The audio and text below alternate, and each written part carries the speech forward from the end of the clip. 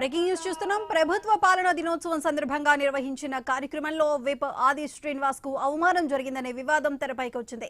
రాజన్న సిరిసిల్ల జిల్లా కలెక్టర్ సందీప్ కుమార్ పై ఆది శ్రీనివాస్ ఆగ్రహం వ్యక్తం చేశారు. కార్యక్రమానికి ముఖ్య అతిథిగా హాజరైన ఆది శ్రీనివాస్ కు ప్రోటోకాల్ ప్రకారం కలెక్టర్ స్వాగతం పలకలేదు. అలాగే జాతీయ జెండా ఎగరేశాక వేదికపైకి కలెక్టర్ వచ్చారని పేర్కొంటూ సీఎస్ కు సీఎంఓకు ఫిర్యాదు చేశారు ఆది శ్రీనివాస్. దీనికి సంబంధించి మరింత సమాచారం మా ప్రతినిధి ప్రశాంత్ అందిస్తారు. ప్రశాంత్, చెప్పండి, ఆది శ్రీనివాస్ కంప్లైంట్ ఎవరి మీద కంప్లైంట్ చేశారు? దీనికి సంబంధించి పూర్తి అప్డేట్స్ ఏంటి? రైట్ సుధా, ఈ రోజు ప్రజా పరిపాలన దినోత్సవంగా ఇటు రాష్ట్రమంతా వేడుకలు జరిగిన నేపథ్యంలో రాజన్న సిరిసిల్ల జిల్లాకు సంబంధించి కలెక్టర్ పైన కొంత వివాదం చెలరేగిన పరిస్థితి.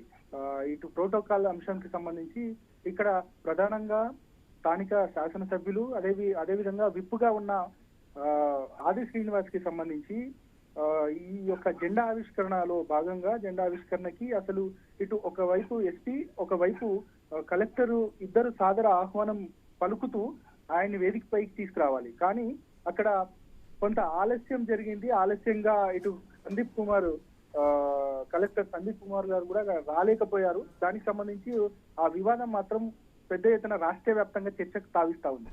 ఒకవైపు కావాలని లేటుగా వచ్చారు అనేది కూడా ప్రధానంగా ఇటు ఆది అనుచరులు అయితేనేమి మిగతా వారంతా కూడా పెద్ద ఎత్తున చర్చకు వస్తా ఉంది.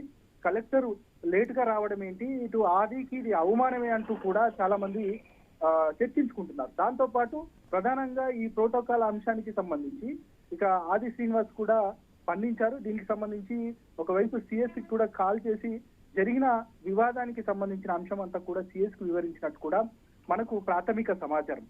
దాంతో పాటు ప్రధానంగా కలెక్టర్ కి సంబంధించిన అంశాన్ని చాలా మందిని అడిగినట్టయితే అధికారులు కూడా ఇటు ఒకవైపు ఇది కొత్తేమి కాదు, వివాదాలకు సంబంధించి కలెక్టర్ చాలా అంటే ముక్కుసూటిగా ఉంటారు అనేది ఒకవైపు ఉన్న నేపథ్యంలో మరొక వైపు ఖచ్చితంగా అధికారులకు సంబంధించి స్వేచ్ఛ ఇవ్వడం లేదు. అధికారులకు సంబంధించి చాలా మంది ప్రతి పనిలో కలెక్టర్ ఖచ్చితంగా ప్రతి పనిలో ఆయనే ఉంటారు, మాకు స్వేచ్ఛ ఇవ్వట్లేదు అనేది కూడా అధికారులు చెప్తున్న నేపథ్యం.